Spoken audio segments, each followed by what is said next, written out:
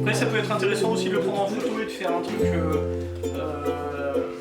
inversion noir et blanc, là, négatif, positif. Ça peut aider à visualiser certains trucs.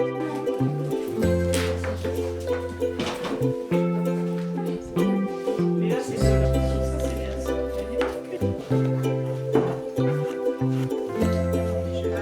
On va faire un petit peu, symboliser un petit peu les vitres.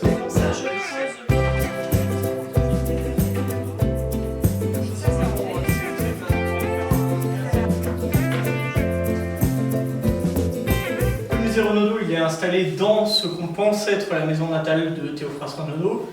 Je dis ce qu'on pense être parce qu'à ces époques-là, c'est toujours un petit peu difficile de situer avec précision. Théophraste Renaudot, vous avez son portrait ici avec ses dates de naissance et de mort. Donc, vous voyez, 1586-1653, c'était il y a longtemps, c'est pratiquement 400 ans. Et Théophraste Renaudot, c'est quelqu'un qui a fait beaucoup de choses dans sa vie, mais qui est connu pour être la personne qui a amené le journalisme en France, notamment, qui a imprimé le premier journal, qui s'appelait La Gazette, premier journal français, qui va imprimer à partir de 1631. Et c'est pour évoquer cet aspect-là de sa vie qu'on a cette salle avec toutes ces machines, dont la plupart sont des presses, donc les presses qui servent à imprimer du texte, évidemment, comme des journaux ou des livres, mais avec lesquels on peut aussi imprimer des images, et notamment des gravures sur linoléum, comme celle que vous avez fait aujourd'hui.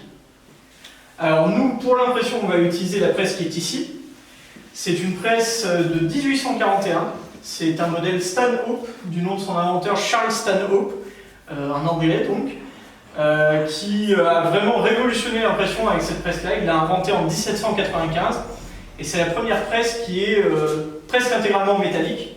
Vous voyez, toute cette partie-là, c'est un bloc de fond, en fait.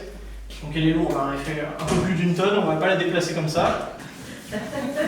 Alors pour étaler l'encre, j'utilise un rouleau, comme vous pouvez le voir. Rouleau qui est une invention du 19e siècle. À l'époque de Théophraste Renaudot, on aurait plutôt utilisé ça, ce qu'on appelle une balle. On en prenait une dans chaque main, on la trempe dans l'encre, et ensuite on va venir tamponner sur les caractères avec. Le premier bino est ancré, et donc vous avez le motif qui va être imprimé, qui ressort en noir évidemment, parce que c'est là où l'encre va se déposer. Alors, on va tester avec ce papier, il est un peu épais, je ne sais pas trop si ça va marcher. Mais si jamais on passera du papier plus fin, mais il est un peu plus joli celui-là quand même, je trouve. On fait passer le petit chariot, on presse.